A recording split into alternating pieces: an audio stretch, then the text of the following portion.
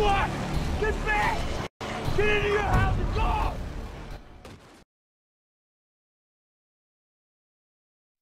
That's right, everyone. Get back, get into your houses.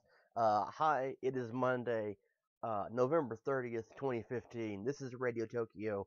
I'm Jonathan, and holy shit, last night Walking Dead was amazing. Uh, I'll be the first to say this is probably not my favorite episode, although it's damn near close to being my favorite. Uh, Actually, it's really difficult for me to pick a favorite episode at this point, to be honest, because there's been quite a few that are really, really good. But last night was the mid-season finale, and if you didn't watch it, spoilers, obviously, because I'm missing to talk about just my thoughts about a few scenes, and maybe we'll do some theory crafting about what's going to happen in the future. Now, if you've read the comics, you may have an idea what's going to happen, and that's kind of what I'm going to get into. And I know I did one the other day, like last week before last, somewhere around there, talking about possibly what could happen on The Walking Dead. So this goes hand in hand with that. But yes, like I said, Walking Dead was fantastic last night. The first 10, 15 minutes of the episode was nothing but setting up the fall of Alexandria. Now, if you've been watching the series, you know Alexandria is a safe zone, and it's been threatened in the past, particularly by the wolves when the wolves attack and where everybody get in the walls. Um, but last night, a tower that the wall was actually built, the wall around Alexandria connected on either side of the tower. Well, the tower had been apparently about to fall for some time, and it's been hit the past couple episodes. You hear the tower go, kind of creak, kind of lean a little bit. Well, it finally fell last week. We saw it start to fall, but you didn't see what happened after that. Last night, that started off with the tower falling, slamming in the ground. Rick standing just a few feet away from it and saying, "Everyone, need to get back in your houses," because instantaneously, the other half of the herd that was not driven away from Alexandria walks through the wall. So we have about 10 to 15 minutes of setting up people running for their lives because they have to. I mean, you have to, obviously. Uh, so it really goes without saying that that's what they were doing. But Deanna gets hurt. Deanna falls on a saw blade, and you don't see it, but something else happens to her. Let's see what else. Carol falls down too. She trips. Uh, she gets hurt. Morgan's able to help her, and they get away. Uh, oh my goodness, it's crazy. Um,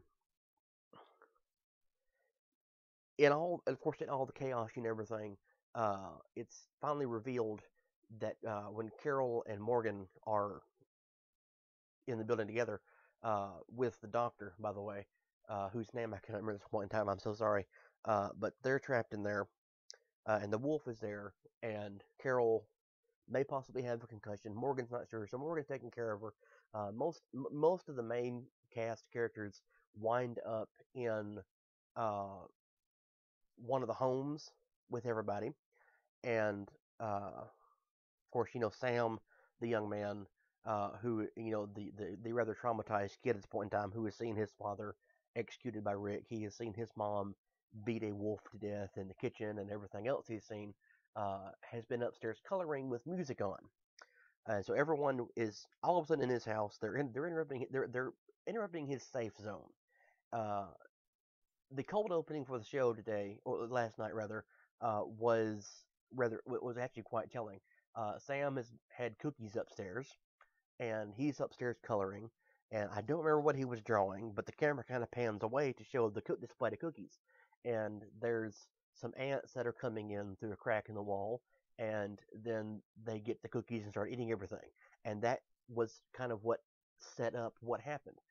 But if you look at the way Sam is in the cartoon, I'm sorry, not cartoon, I'm sorry, the episode last night, or the show, period, as it's been presented, you get a really good idea of uh, he makes this little microcosm in of himself of what is going on in Alexandria. He's traumatized. bad things are happening, and now at this point in time, he wants to be safe by himself, and he doesn't wind up getting to be. Like I said, Deanna gets bitten. There's a point in time where Judith is upstairs crying, and Rick hears her, and he goes upstairs to check on her. And yes, by the way, I just gave it away. Deanna has been bitten, uh, but along, you know, and on the way into the house, and then whenever she was in there, in what wound up being her final moments, she was able to kill 6 walkers. But she has a very important talk with Michonne, and she explains to Michonne the Latin phrase "Dolor hic tibi," that we saw written on the map. She tells her what that means. She tells her that Reg would say that often to her. For those of you who don't know what that phrase, it's a quote from Ovid, and it means that this pain will be useful. Uh, and she wrote that on the map as she was drawing the future plans for Alexandria and what they could possibly do. During all the confusion, Maggie is actually trapped on her watchtower. The walkers come in, the herd of walkers come in after her, and they trap her up there. And really, okay, the reason I said earlier at the beginning of this that this is probably one of my favorite episodes, and that I'm glad, I actually really am glad that there was so much time spent setting up, what's going to happen in the episode, which is all the walkers coming in and everything. It really had some of the best cinematography in any episode at all. Uh, the walkers, when you see them, they're staged so well that it's really believable. And I was actually in the middle of doing something else while watching the show last night, and I remember, just particularly when it gets, uh, to Deanna being bit and Maggie being trapped and everything. I was just watching it. It was very difficult to take. It was very difficult to look away from it, and uh, that's the good thing about the show. Last night, Walking Dead was able to prove why it's such a popular show, why it is people watch it all the time, even if it has its slow moments, and there's a lot of drama that no one really cares about. It happens, but it was fantastically done last night. But of course, with all these problems going on in Alexandria, like I said, Morgan and Carol are now at odds, and Carol finally does wake up. By the way, she does wake up, and she intends to kill the wolf.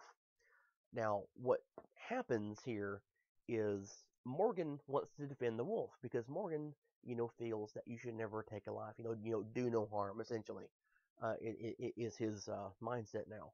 And of course, that was explained in a beautiful episode that told the backstory of where he was at, between the time that he met Rick and then now. Um, but he didn't want to defend the wolf, and well, sorry, I'm sorry, he doesn't want to kill the wolf. He wants to defend him and try and help him and bring him back into society. And Carol cannot stand to do that. Carol wants to murder him, and Carol says the most astounding thing that I think she's ever said. She says, "I will kill you so that I can kill him, so that no one else has to die." Now, I may have just quoted her incorrectly there, but that's essentially what she's saying, is that she wants to kill the wolf, and she will kill anyone she has to get to him. And you kind of realize, listening, what this wolf and the wolves have had to say, that pretty not well. Carol's pretty close to what they're saying. She's not that far off. So she wants to kill the wolf. Morgan winds up not getting a fight with her. The wolf gets up, knocks Carol out, then knocks Morgan out, kidnaps the doctor, and leaves. He's gone for good. So that just leaves everybody in the house. Now as I said, Dan woke up and checked on the baby. Uh, Rick runs upstairs, catches her, almost kills her, and she goes, "No, it's still me." She just wanted to see uh, Judith one more time. So Deanna gets back in her bed, and of course, the people that have already they're outside the wall, Abraham and Daryl and Sasha and everything, and Glenn, they're trying to get back there. We're not sure what's going to happen to them just yet in the episode. But the plan is finally realized after Carl and uh, the other kid, whose name I can't remember, I'm sorry, get into a fight, and Carl is threatened to being shot. Well, there's an exchange here where, when Carl says, well, your dad's an asshole, he deserves to be killed, back and forth, and the walkers get in the house. So all of a sudden the plan becomes, we have to get out of the house. Of course, we can't do anything about Deanna. She's stuck there. She's going to die anyway. But she's already promised that she'll commit suicide uh, rather than die. So the plan is to try a maneuver that's been tried a couple times before in Walking Dead. Uh, they pull some pieces of clothing. I'm pretty sure it's bed sheets and whatnot over their heads, and they cover themselves in walker guts, and they walk out of the house. I have to sigh here because Sam's with them. Now, the reason I keep going back to Sam and mentioning Sam is pretty important. He set up what was going to happen in the episode, and during the entire episode, every time he's referenced, it's Sam, turn off the music, because he's had a record player playing, and his mom says, Sam, turn off the music, turn off the music, turn off the music, continually. It's sort of like the episode at Herschel's farm where the walkers, were coming in, were threatening to come into the property, and Carl kept being told to stay in the house. It's Carl, stay in the house. Uh, Sam, turn off the music. It continually happens. Now, of course, as I said, Sam is clearly traumatized by this. He's not sleeping very well. He's barely eating. You can see the way that he's progressed. From the first time you see him in Alexandria, he's a happy-go-lucky kid. But now his skin is paled. His eyes have darkened. They're bloodshot. He's completely stressed out. So walking out of the home, surrounded by all these walkers, the only thing this kid can think of to say is "Mom, Mom." Now, that's where the episode ends. But if you are familiar with the comic books, you know what could possibly happen. It didn't happen last night, but and again, this is spoilers from the comic books, by the way.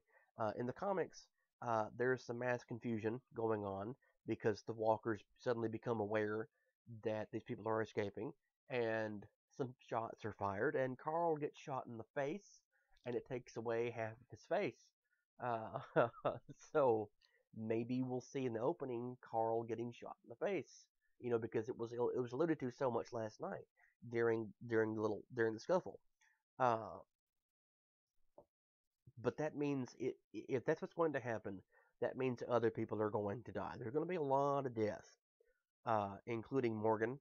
Now, of course, Morgan in the comics is dead in the comics, but he's more popular on the show because he's had a lot less screen time. Everyone likes him. He's been given a lot of different impressions. Well, he's been allowed to give a different impression, rather I should say, than he has in the comics. So I guess we're going to find out what's going to happen. But that's really it for today. If you get a chance to watch it, please. Oh, wait, one more thing. There is an after credits scene. I forgot about that. I didn't watch it initially because it showed up in Into the Badlands, and I haven't really gotten into that show yet, so I missed the lead up. But it was a teaser for what's going to happen in February when the season continues. Keep in mind, this was just a mid-season break for Walking Dead. This was not the season finale. This is just a mid-season finale, okay? So that means the rest of the season is going to gear up in February, on Valentine's Day, in fact. What you saw was Daryl and Sasha and Abraham are in a truck driving on the road. They're stopped by people on motorcycles, and they're told that they need to give over their weapons, over their food, their maps, the chairs, the truck they're in, the fuel inside of it, and everything else, because it all belongs to one person, Negan. So yes, we're going to be seeing Negan soon. Also, by the way, tonight is also the fall finale of Gotham, and a super cool hint villain will be making his appearance. A very, very cool character. I guess you could say he's kind of chilly. Uh, he has an icy demeanor, you know.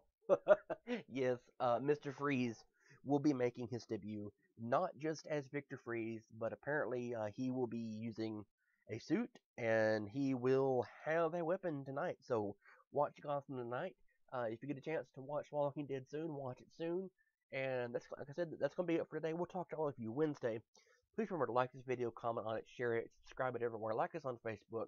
Tell us what you think. Tell us what you'd like to see us talk about in the future, maybe. And we'll talk to you later.